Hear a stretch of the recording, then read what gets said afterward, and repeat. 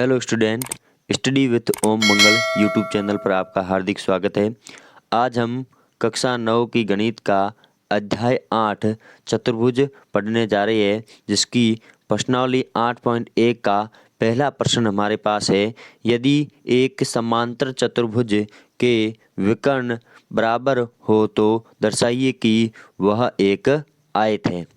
इस प्रश्न की शुरुआत करने से पहले मैं 8.1 में ज़्यादातर हम पढ़ेंगे कि सर्वांग क्या होता है। सर्वांग क्या होता है, तो मैंने सर्वांग का यहाँ पर लिख दिया है। सर्वांग का अर्थ होता है सर्व धन अंग धन सम, अर्थात जिसके सभी अंग बराबर हो उसे हम क्या बोल देते हैं, सर्वांग सम।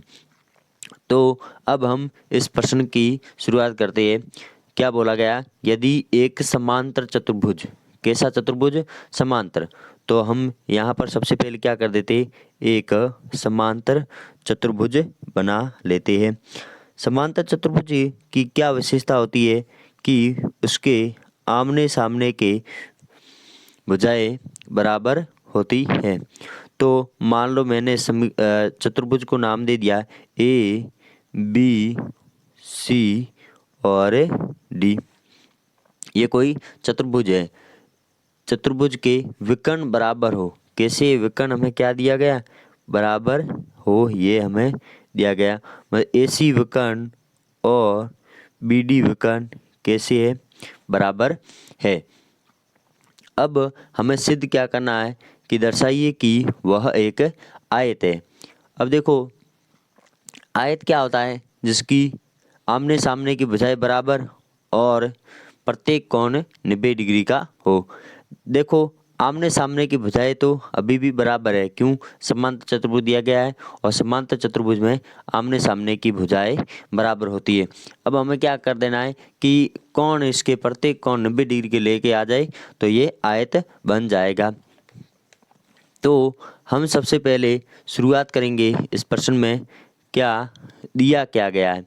तो इसमें दिया है वह सबसे पहले लिखेंगे। क्या लिखेंगे कि ए बी सी डी समांतर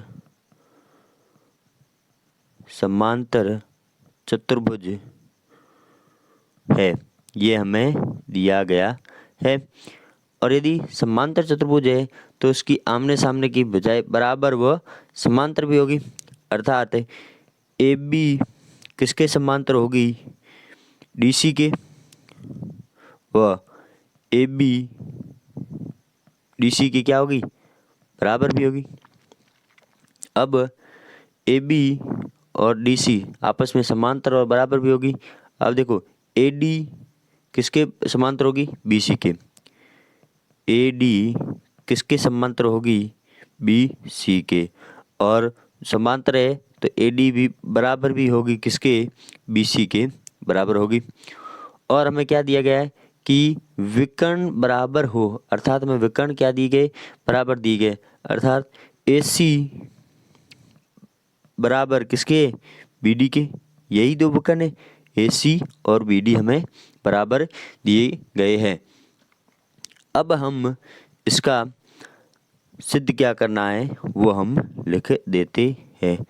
सिद्ध करना है हमें, क्या करना है कि ए बी सी डी एक आयत है, मतलब ए बी सी डी एक आयत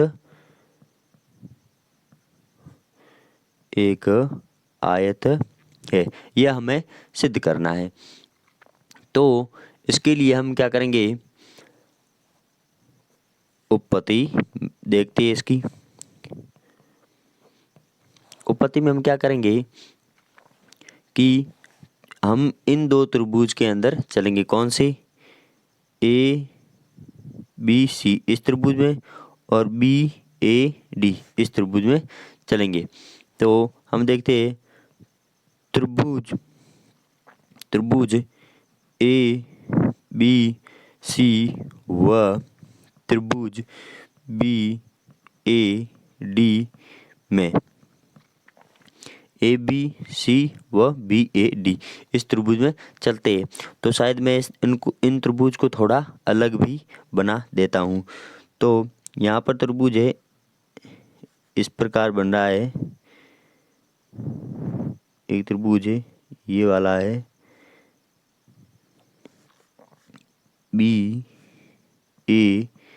BA और ये D, और दूसरा त्रिभुज है ABC। कौन सा? ABC, मतलब ABC इस त्रिभुज में चलते।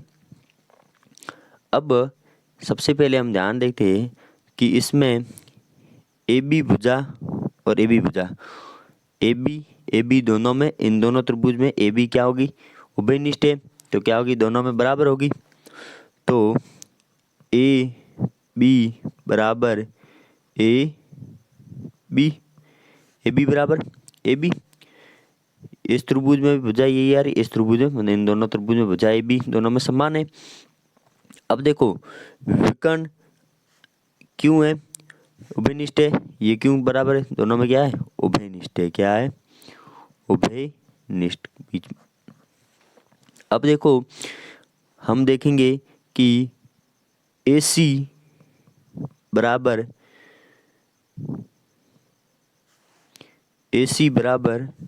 BD,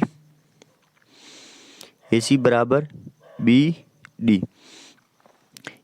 यहाँ पर हम देखेंगे ना, यहाँ हम देखें विकर्ण लिखे, विकर्ण क्या है? AC बराबर BD है। हमने क्या लिख दिया? BC, तो यहाँ क्या हो गई? BD। आपस में विकर्ण क्या है? बराबर है। तो AC बराबर BD क्यों है? विकर्ण है। और हमें ये विकर्ण कहाँ से दी गई? विकर्ण बराबर है, ये भी दी गई, अर्थात ये और ये भी बराबर है। अब AD BC के बराबर है। AD BC के बराबर है क्यों है? क्योंकि समांतर चतुर्भुज की आमने सामने की भुजाएं बराबर होती है। तो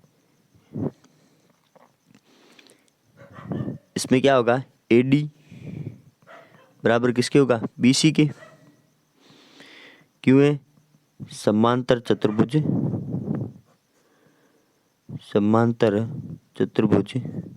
की भुजाएं, समांतर चतुर्भुज की भुजाएं, तो ये भी क्या होती है? बराबर होती है, अर्थात ये और ये भी क्या है? बराबर है। अब यदि हम ध्यान से देखें, इसकी ये भुजा बराबर, ये भुजा बराबर, ये विकर्ण और ये विकर्ण बराबर है, अर्थात इन त्रिभुज की तीनों भुजाएं इस त्रिभुज की तीनों भुजाओं के बराबर है। यदि इस प्रकार हो तो त्रिभुज क्या होंगे? सर्वांग होंगे। कौन से नियम से? भुजा भुजा भुजा भुजा भुजा नियम से क्या होंगे? त्रिभुज ABC व BAD क्या हो जाएंगे? सर्वांग। तो त्रिभुज ABC बराबर के ऊपर इस प्रकार निशान, सर्वांग किसके? त्रिभुज BAD, अर्थात ये त्रिभुज और ये त्रिभुज क्या होंगे? बराबर होंगे। अब देखो जब कोई दो त्रिभुज सर्वांग सम होते हैं तो उनके संगत भाग भी क्या होते हैं? बराबर। संगत भुजा कह दो या फिर संगत कोण। तो यहाँ पर हमारे क्या? संगत कोण, ये कोण और ये कोण, ये संगत कोण है, बराबर होंगे। किस नियम द्वारा? CPCT नियम, अर्थात कोण DAB, जो कोण होता है उसको हमेशा बीच में लिखा जाता है। कोण DAB कौन से कोण के बराबर होगा? CBA के बराबर। कौन से नियम द्वारा? CPCT द्वारा। अब CPCT नियम क्या होता है कि किसी सर्वांग सम त्रिभुजों की संगत भुजा या कोण बराबर होते हैं, ये हमारा CPCT नियम है। तो इसके संगत कोण क्या हो गए? बराबर हो गए। अब मैं इसको समीकरण नाम दे दूं एक। अब मैं इस चित्र को ध्यान से देखूं तो ये आमने सामने की रेखा समांतर होती है। देखो DC समांतर AB, मतलब AB किसके समांतर है? DC के। तो यदि कोई दो रेखाएं आपस में समांतर हो, मान लो ये रेखाएं दो क्या हो, आपस में समांतर हो, और इसको एक तिर्यक रेखा काटे, तो इसके संगत कोणों का योग कोणों के संगत कोणों का योग कितना होगा? 180 डिग्री। अर्थात ये और ये समांतर रेखा है और इसको एक तिर्यक रेखा काट रही है। इसका मतलब कोण A और कोण B को जोड़ने पर इसका योग कितना होना चाहिए? 180 डिग्री। अर्थात कोण A को हमने क्या लिखा? DAB। कोण DAB प्लस अब ये वाला कोण CBA, कोण CBA, इनका योग कितना होगा? 180 डिग्री। किस कारण हुआ?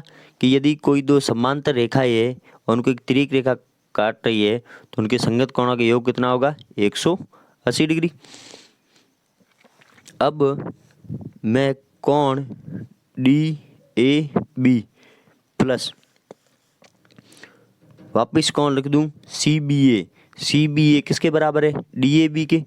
तो मैं इसको क्या लिख दूं वापिस? DAB, क्योंकि ये किसके बराबर है? इसी के बराबर। तो ये इसके बराबर क्या लिख दिया? ये लिख दिया, बराबर 180 डिग्री। अब देखो एक DAB और एक DAB, कितने DAB बन गए? दो कोण DAB। हमारे पास दो कोण DAB बन गए तो बराबर 180 डिग्री। कोण DAB बराबर 180/2 बराबर कितना आ गया? 90 डिग्री। अर्थात कोण DAB बराबर आ गया 90 डिग्री। अब देखो कोण DAB किसके बराबर है? कोण CBA के बराबर। तो कोण CBA कितना होगा? कोण CBA कितना होगा? 90 डिग्री। क्योंकि क्या है, ये दोनों आपस में क्या है? बराबर है। तो अब हमारे यहाँ पर चित्र में देखो ध्यान से, हमारा कोण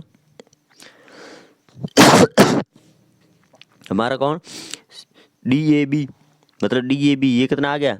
90 डिग्री। और ये भी कितना आ गया? 90 डिग्री।